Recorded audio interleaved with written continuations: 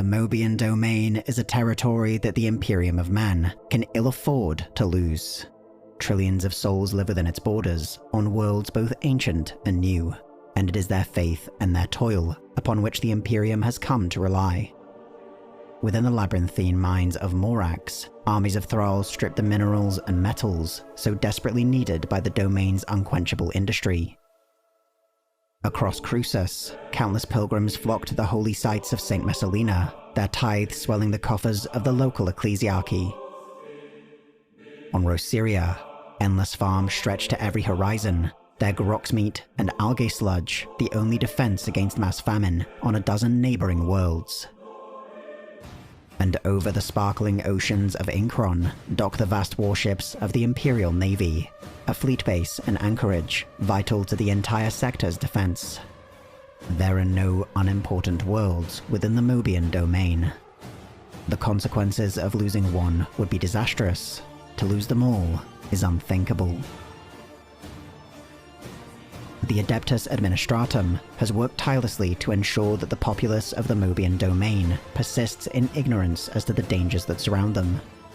Every citizen is at least vaguely aware that forces aligned to the ruinous powers and hostile Xenos races threaten their survival, but very few can speak to their specific nature. Collectively, the great enemy of the Domain is known simply as the Darktide. The conflict against the Darktide is similarly named the Fringe War, a deliberate choice meant to imply its distance from the core worlds of the Domain. Most assume the campaign is being exclusively waged in some faraway border systems, and perhaps at one time this was true. But while ceaseless broadcasts extol the heroic sacrifices of the Mobian regiments and the tremendous victories they have achieved, none dare mention that the front lines are far closer than is believed. The Darktide is no longer contained on the frontier, but in the very heart of the Mobian Domain itself. The battle to survive will not be won or lost in a faraway theater, but in a single world, a single city. The world is Atoma Prime. The city is Tertium. Like most hive cities across the Imperium, Tertium is a massive arcology, a self-sufficient urban center within which many tens of billions will spend their entire lives. Even by Imperial standards, however, it is unusually widespread. Its foundation stretches for over 150 kilometers, while its tallest spires extend well beyond the planet's troposphere. Hive City Tertium is an artificial mountain, a bastion of civilization that rises from the inhospitable surrounding seas of drifting sands and dust. Generally, Tertium conforms to the typical layout of an Imperial hive city and can be grouped into 5 broad sections.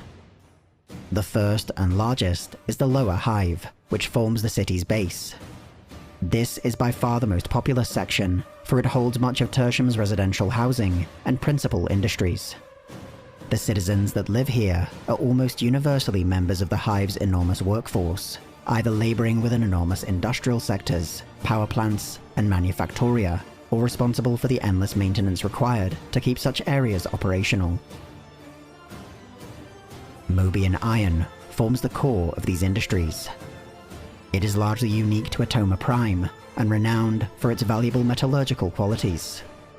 While it has been used in a wide variety of applications, it is most famous for its inclusion in the armor of Mobian pattern Leman Russ demolisher tanks. These siege vehicles are produced throughout the Hive City, and are considered essential for the continued persecution of the Fringe War. As Mobian iron veins have been increasingly depleted, however, different methods of extracting the remaining traces have been developed. Enormous intakes have become a common sight across the Lower Hive, part of a crude method of extracting raw ore particulates from the dust storms that wreathe the entire world. These intakes wear out rapidly, and are constantly in the process of being replaced, but have helped to sustain the planet's overall production. The Upper Hive is home of what might be considered Tertium's middle class, within the Imperium's socio-economic hierarchy. Its residents are typically members of the Administratum, or other valued Imperial agencies, and include the various bureaucrats, managers, and officials necessary for the city to function with any degree of efficiency. merit is rarely enough on its own to secure a space within the upper hive. Instead, its comparatively spacious and well-appointed residences are often gifted to those in some way connected with the hive's cultural elite. The elite themselves are found exclusively within the spires, enormous structures that extend outwards to form the hive city's tallest points. The spires possess levels of extravagance unheard of anywhere else in the hive, with fresh food, advanced medical care, and luxury goods. Imperial nobility, merchant lords, industrial barons, church officials, and important off-world visitors form the core of its population. As the capital world of the entire Mobian domain, the spires further host the primary or secondary residences of the planetary governor, the highest commanders of the Mobian regiments, and even Lord Margrave, sector lord of the entire Mobian domain. Only immense wealth or power can secure a spot within the spires, well beyond what those in the lower levels can hope to amass in even 1,000 lifetimes. The outskirts form the perimeter of the hive's foundation, where the city collides with the surrounding wastelands. There is a constant battle to keep the outside elements of Atoma Prime at bay, and large sections of the outskirts have fallen into ruin or otherwise been swept up by the planet's prevalent dust storms. Industrial runoff and other pollutants have made this area toxic to human life, while even the barest amenities of the hive, like power and water, are intermittent, if not entirely absent. Mutants and other undesirables displaced from the hive itself often prey upon the outskirts for resources, with skirmishes across its sections especially common during the desperate months of the year. Yet, the outskirts are also the one place largely free from Imperial oversight, and have become a haven for smugglers, mercenaries, and all intrepid souls who desire a life in which they serve no masters but themselves. The last major section of Hive City Tertium is the Underhive.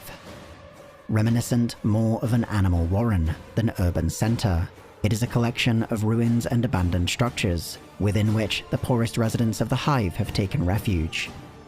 Like the outskirts, the necessities of life are rare here, with every utility deliberately severed, so as to not be wasted. The Underhive is something of an emergent prison, a place where gangs, criminals, and the dregs of Tertium society might be left to die. There is no law within the Underhive, only the crude decrees of gang lords built upon the tenet of might makes right. A seething, violent anarchy rules the Underhive, one that has come to hate all those, rich and poor alike, within the other sections of the Hive City.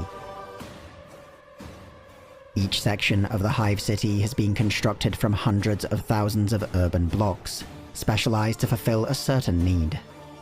The most common are habitation and industrial blocks, though transit, religious, administrative, arbites, military, and countless other kinds of blocks have been scattered across Tertium. At one time, these would have been placed in such a way as to facilitate the easy and efficient movement of the Hive's workforce and the materials they produce, but millennia of urban decay have perverted the city's original design. Through the age of the Imperium, blocks added to Tertium have been placed haphazardly, with little consideration given to their effect on the greater hive. Smelter complexes are located on top of residential clusters, or missile propellant silos built alongside temperamental power matrices.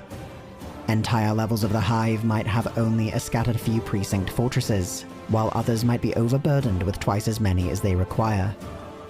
The newest blocks are increasingly built wherever it is deemed easiest, and many are completely useless, too distant from the supporting blocks necessary for their operation. Additionally, the once distinct nature of blocks has been eroded by those that live or work within them.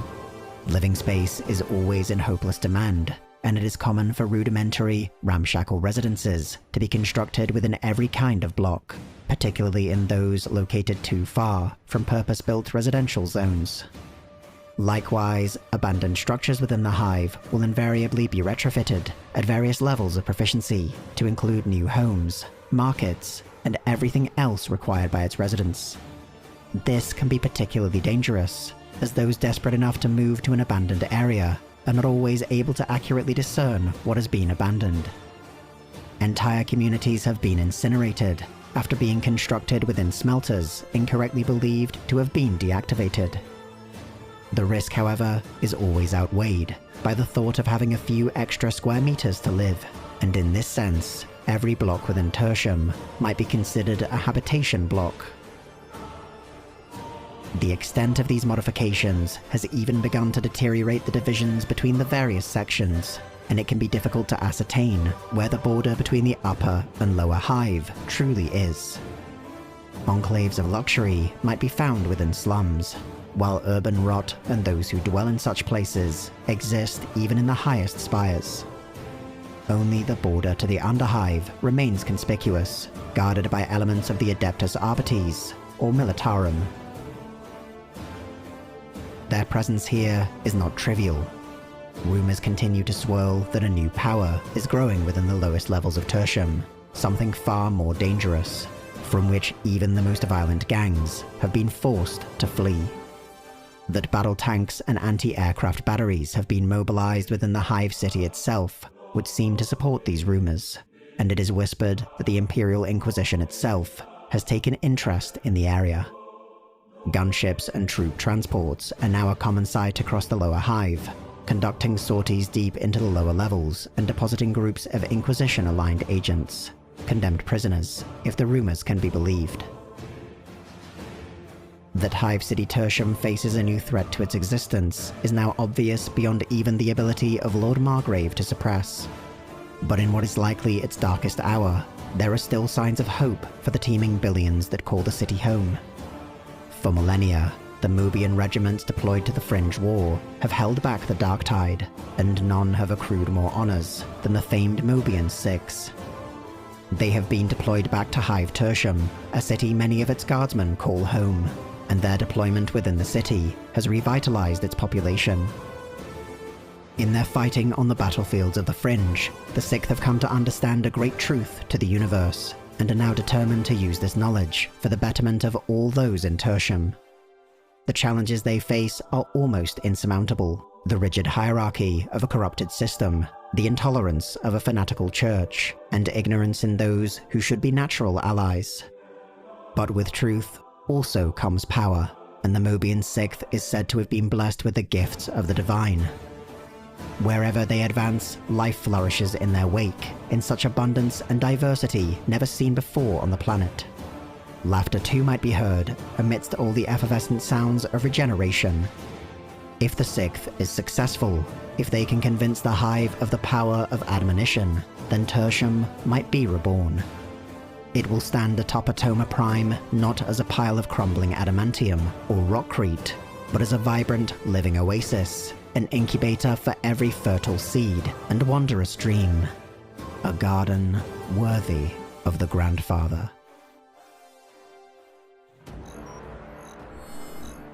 Thank you to Fat Shark for supporting our investigation into the depths of Hive City Tertium. If you'd like to help bash in the skulls of the Dark Tide with an entrenching tool, or find a noble death in the name of the Emperor, Warhammer 40,000 Dark Tide is now available on Steam, and you'll find a link in the description.